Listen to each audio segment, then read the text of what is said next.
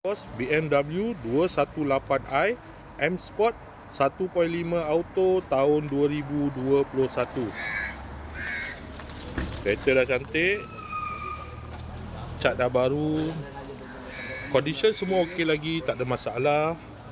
Kereta ni hanya boleh loan bank dan loan kredit sahaja. Kalau nak beli cash pun boleh. Kalau berminat boleh datang kedai, tengok kereta, boleh test drive.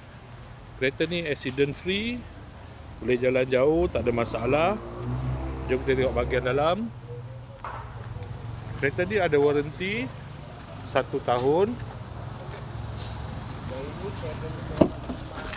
Dalam masih cantik lagi, leather seat.